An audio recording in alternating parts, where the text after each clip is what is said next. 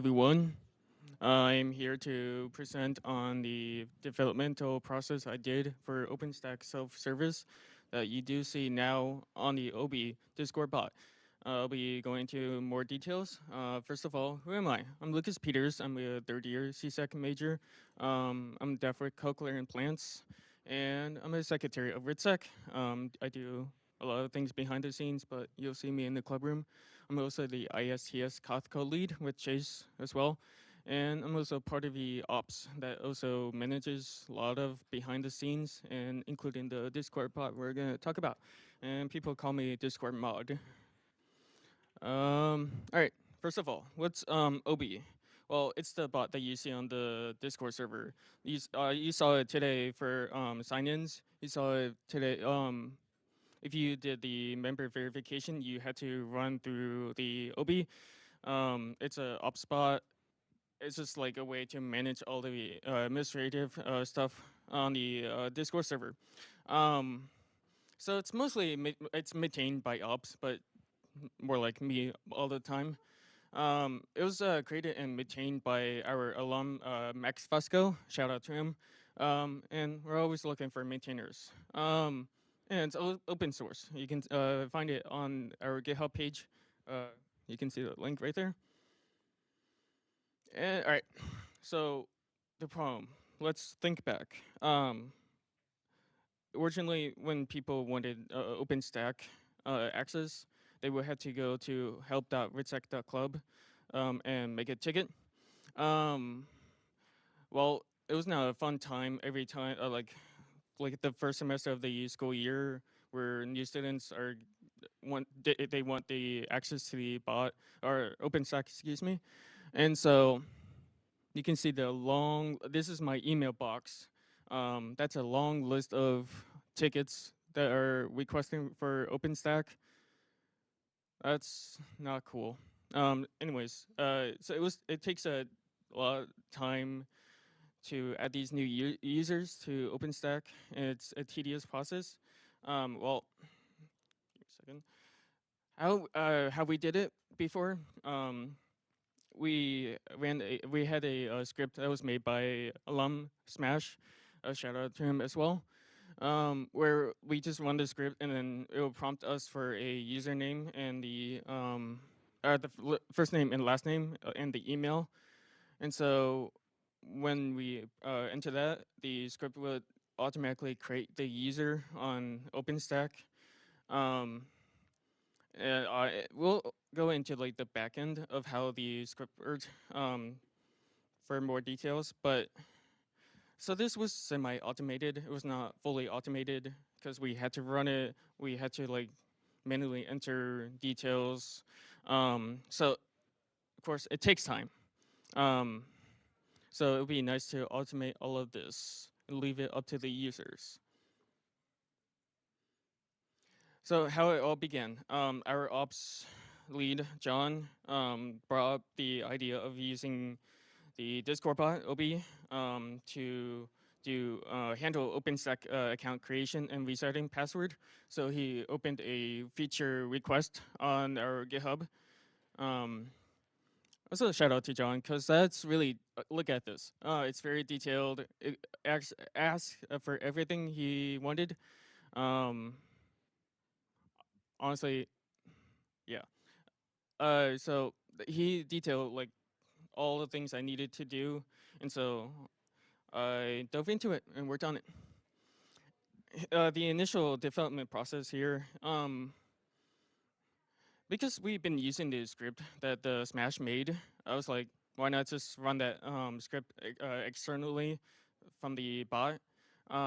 So I made it like a fork of that manual script that we had, and it created like automated scripts where the bot would be able to like run and like profile the user data that we have. Like we have a databases full of users, emails, because you verified yourself with us, you're a member, so we have your email. So we have a database of your emails. And so the bot would run the script. this is the bash script, and then that's that the bot would run. And the on the left, bottom left, is the Golang code for creating. That's the create user for bash script, and then create the Discord bot code. You can see it runs the command of the new member script. So it will run the automated new member .sh, and with the it will provide the email in the command line, and so run that and take everything back and send it to the user. So that's the initial development process. Issues. There's some not good error handling, because OpenStack is confusing sometimes. It returns weird error codes, so it was a tough battle. And running external script is ugly. We should be able to just like run in the bot itself, and it could have been insecure. And of course, because we were running the script, there were some configurations that we had to do, because in order to connect to OpenStack, you need to like provide credentials, all of the configurations. So I had to provide that in the config file, and then we would have to pull that in the code. That was not fun. So I wanted to make this more simple and more easier.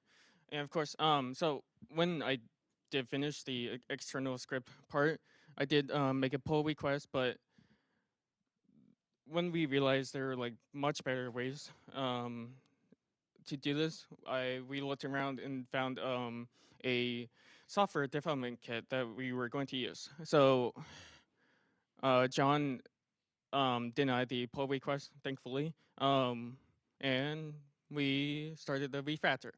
So we used the Gopher Cloud. It's a software development kit that works with the OpenStack API in Golang code. So pretty cool. There were some issues with that, small issues. It's much better option than doing the external script. Yeah. Well, I'll talk about the documentation. There were so many functions, so many versions. There were so many services that you had to figure out which one to use. There were so many examples, like the documentation provided examples, but like not all how like it worked together. So it was just like the function example of function itself. So it was very confusing. Yeah, so this is the documentation right here. You can see all the functions and with different versions. So and yeah, so this when I was working on this project, I don't know, I just had like a realization that initially I thought OpenStack was like one giant service. It's actually more like bunch of services for each individual thing that is working together. Um, so when I was working on this project, I realized that's more like how it worked instead of just one service. So you can see, going back here, you can see provider client, like new key manager, new image, new block storage. Um, all of these functions are just like functions for each service on OpenStack. So that's something I realized about how OpenStack worked, and honestly, it made coding this project a lot easier with that realization. So we're gonna get into technical details here. I'll try to explain my best here. So we are making a provider client, just like to establish a client or a connection to OpenStack. Uh, then we're gonna use that established connection to like open a client with each individual service that we have on OpenStack.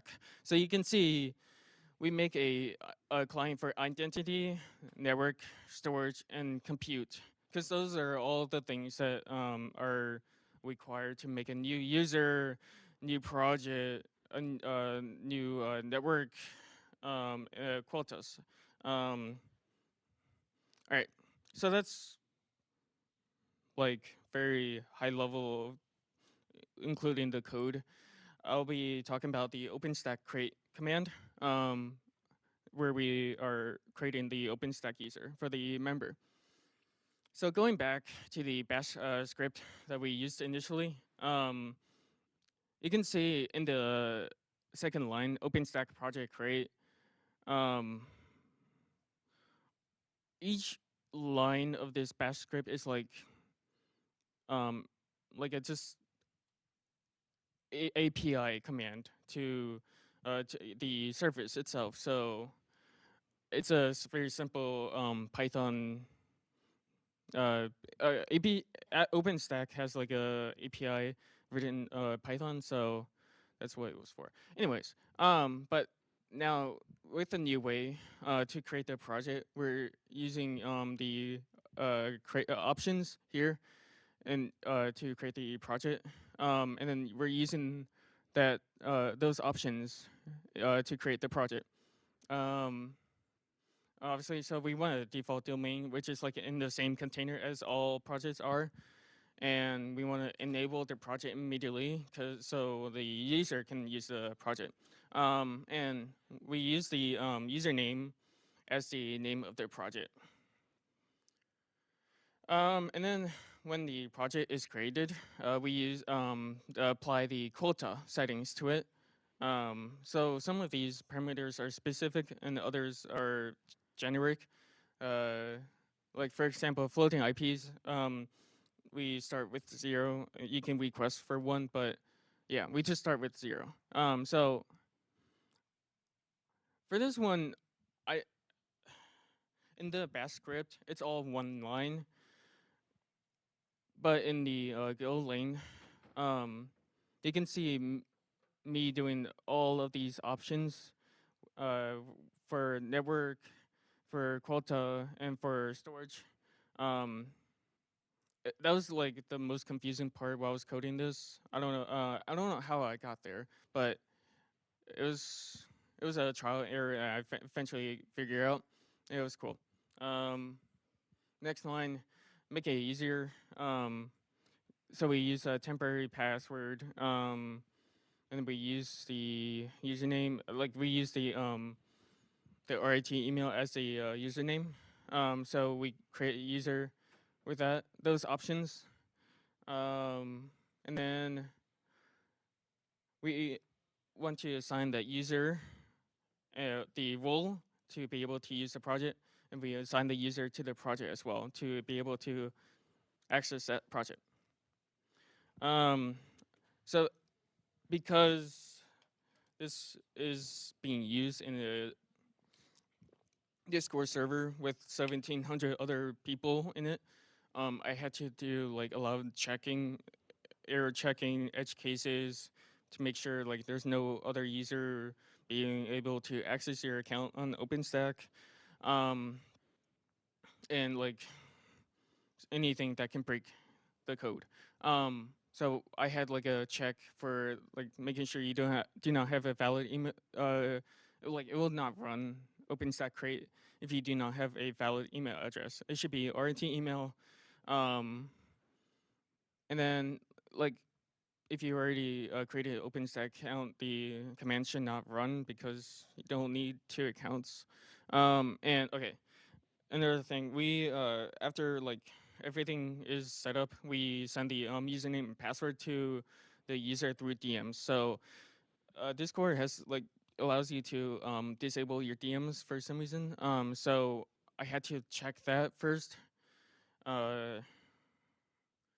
Yeah, so like the bot checks by sending a message to your DMs, and if it goes through without error, then we're good. We can send the password, username and password. Now, the reset option, it's that simple. It was the like easiest part of the project. We just get the user ID from the email, and then create a new temporary password, and then make a update option, and then use that update option in the update function. Easy. That was the easiest part. And of course, we had to do some error checking. The command OpenStack reset will not run if you do not have a OpenStack account, because why? Uh, or your DMs are not open because you need a new password. Um, and so this is the thing someone brought up. They were concerned about like people spamming the reset. Um, so I had the bot check if you have reset your password already in past 2 hours. So how did I do that? Well, I created a database on the server as well to track the timestamps of the user's last reset.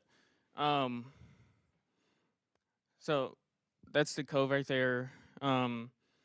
If the user has not like done the reset in the past 2 hours, it'll run the command and it'll update the timestamp.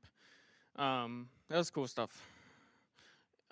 Conclusion. So the I consider this project a success. I did a silent rollout, um, and then like opened it up to beta testing with Ops IG announcements, and then someone did try like OpenStack create. There was some issue.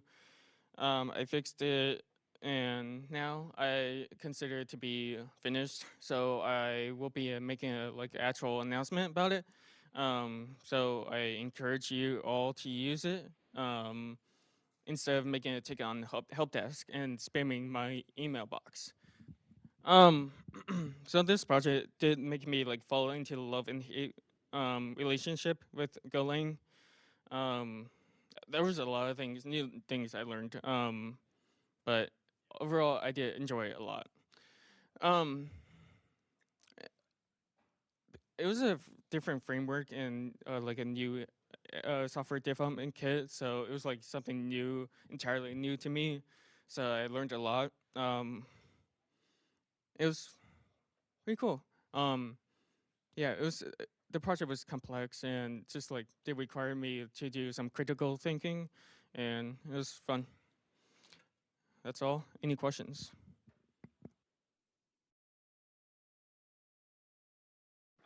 Thank you.